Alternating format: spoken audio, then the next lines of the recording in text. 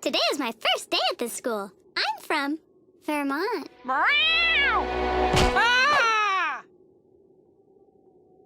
Wow! You know, if I moved out of Vermont, I think I'd be constantly happy and optimistic too. Nickelodeon!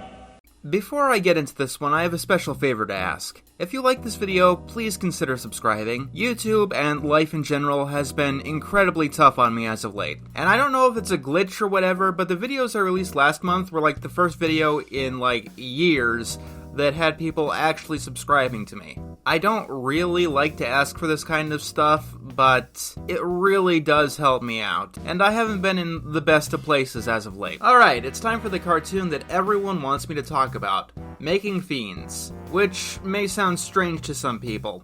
Making Fiends is one of those shows that straddles the line between being relatively well-known and obscure, which is surprising because the show only lasted 1 month and only got 6 episodes. It becomes a lot less surprising when you learn why the show only lasted 1 month, and why only 6 episodes were made. Making Fiends was infamous for one thing in particular, and that's how it was treated by Nickelodeon. As such, it's impossible to talk about this show in particular without getting into network politics. But first, let's go over the show itself. Based on a web cartoon by Amy Winfrey, the show Making Fiends stars a little girl named Vendetta. Making fiends, Vendetta's always making fiends. Or Venetta, I guess. Anyway, she has the ability to make fiends, these demon creatures that cause chaos around the town of Clamberg, which she uses to basically rule it. Then one day, another girl named Charlotte moves in who is constantly happy and optimistic, and wants nothing more than to be friends with Vendetta, which Vendetta does not take too well.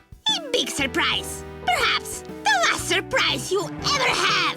So she uses fiends and other plots to try and destroy Charlotte, which often don't work out in the end.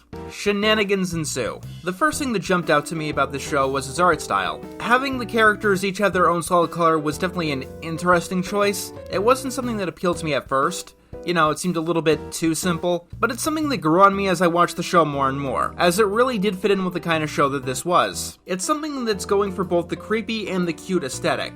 I don't want to say that it's hard to do, but it's very easy for it to go poorly. The style actually kind of reminds me of the Stinky Cheese Man children's book of all things, where things are just dark enough to keep things interesting. Characters will often talk about and try to do incredibly dark things, but they rarely do succeed. And even if they do, we get the comedic results, rather than the horrific ones. One episode, Vendetta gets crashed in a cymbal, but it doesn't crush her into paste, it just, pastes her to Charlotte. It never gets creepy as shows like Invader Zim or Courage the Cowardly Dog, or even Grim Adventures, but it understands the style of those shows quite well. The art style is definitely something that just grows on you, and I think that's a good way of describing the show overall. It's a grower. The premise isn't all that unique. It's cat and mouse Looney Tunes style.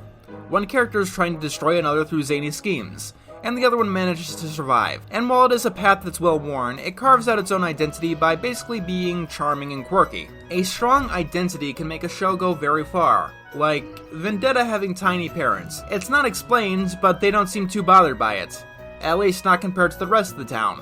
Vendetta's giant hamster also has a lot of great moments, and each time the hamster is on its own, it's always a delight. Actually, if I did have a criticism, I think that would be it. Charlotte and Vendetta are good characters, I want to say. They've got good chemistry, and they do manage to keep things interesting, but the show is actually at its best when it's following the side characters, and how they get wrapped up in Charlotte and Vendetta's, friendship. The best episode is Toupee, following their teacher Mr. Milk, this guy who is very soft-spoken and nervous. Vendetta gives him a toupee that tries to get him to kill Charlotte.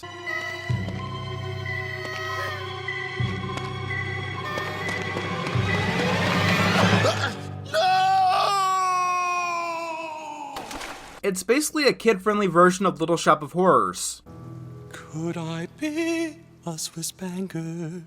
I could count Swiss francs while I yodel eat fondue with the local. The episode where Vendetta pretends to be best friends with a classmate Marion is also pretty funny too, as Marion goes from wanting to escape the town to actually enjoying being Vendetta's friend. I really do wish we got more of that kind of stuff. Like I said, the traditional episodes are definitely fine, but sometimes that's all they really are. Just fine. And when you're doing, like, the oldest genre of Western animation, you kinda need to do a little bit more than fine. Like I said, though, identity can get you far, and this show has a lot of identity and a lot of charm. That's the best way of describing it.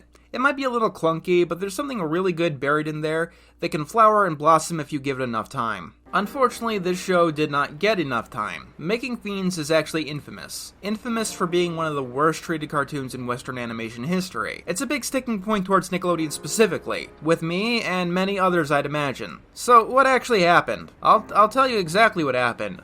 Making Fiends wasn't SpongeBob, in a time when Nickelodeon only wanted SpongeBob, and tolerated the Fairly Odd Parents. In 2004, the creator Amy Winfrey made negotiations to have her show air on Nickelodeon in half-hour segments, and in 2006, the show was picked up and it was going to premiere in 2008. It didn't. Not on Nickelodeon's main network, at least. It aired on the Nicktoons network as a Nicktoons network exclusive. Making Fiends will be right back. Vendetta's a little low on Fiends, only on Nicktoons Network. I talk down this network a lot, but I want to say, for the record, I like the Nicktoons network. I like it a lot, actually. It was always a fun time watching growing up whenever I got the opportunity. There were always these weird and obscure cartoons that you usually didn't get on the main channel, like Kappa Mikey or Making Fiends. But here's the thing, when I got the opportunity, Nicktoons network wasn't a part of most cable packages. You needed to pay extra for that network specifically. So Nicktoons network grew a reputation because of what Nickelodeon used it for. They would put shows on the network to basically run out their contracts, hiding shows they had no faith in from their general main audience. When a show goes from Nickelodeon to the Nicktoons network, the show is basically canceled before it is officially canceled. Somewhere behind the scenes, it really feels like the network had, pardon the pun, a vendetta against Making Fiends. They might have thought it was just too dark for a young audience, but we never really will know. All we do know is they pushed it to the secondary network and gave it 0 advertisements, and aired it at very obscure times. Early morning on Saturdays, late at night on Sundays. New episodes only for a month in 2008. Funny story though. This attempt to try and bury the show actually didn't work. Despite all of this, Making Fiends was still successful. I mean, successful for Nicktoons Network. But you know, it did much better than expected considering the circumstances. Consensus said that it could have been a contender if it was actually given the chance. But Nickelodeon ensured that Making Fiends would never get that chance. Amy Winfrey can't even make any episodes on her own anymore, because Nickelodeon owns the copyright, not her. Nickelodeon owns Making Fiends, Vendetta, Charlotte, Clansburg, all of it. And I know why this happened. And I complain about this a lot. And people do give me explanations, and I want to say, I know why this happens. There's a lot of business reasons, and it helps ensure that they'll be able to profit off of their work, and it works as security, preventing other networks from getting the property. I just don't care. I really don't. This is the one thing that makes it absolutely impossible for me to recommend anyone try to get any show on any network. Because this isn't the only time that this specific thing has happened to a cartoon creator. And as a creator, it's soul-breaking hearing this kind of thing happening. Here's how the animation industry works. You spend your best years doing tedious, annoying work for cookie-cutter shows until you're finally given your big break, which, when it's finally ready to air, the network tears apart, changes, and then they steal it from you, so they can still make pennies long after you're dead. There's a reason that I pick on Nickelodeon. Their business politics have always been bad, worse than the other networks. They do bad things now, and they've been doing these things since the 90s. Even with shows that do well on their network, they seem to have these problems that they just cannot get past. Loud House Season 4 had a bunch of episodes of the Casa Grandes, for example. All that did was make people tired of the Casa Grandes before the show even aired. If I didn't do Nick-O-Rama, I would have never watched the Casa Grandes because I watched all that I wanted to in Season 4 of the Loud House. But hey, next time I think we should do something a little bit more uplifting, and take a look at the creators' side of things. Next on Nickelodeon, it's Oh yeah, cartoons! Oh yeah! Yeah. Hey, you've reached the end of the video. The names scrolling by right now are of all the wonderful patrons who donated to help keep this channel alive. If you'd like your name in the credits, head on over and make a donation yourself. Also, be sure to check out my Twitter, Instagram, and TikTok for exclusive content and previews of my upcoming videos. I've also got a forum where you can discuss anything that has to do with my content and connect with the rest of the community. To find anything that I mentioned, just visit my link tree in the description down below. Lastly, be sure to subscribe, comment, and share this video with your friends. Oh, and thanks for watching.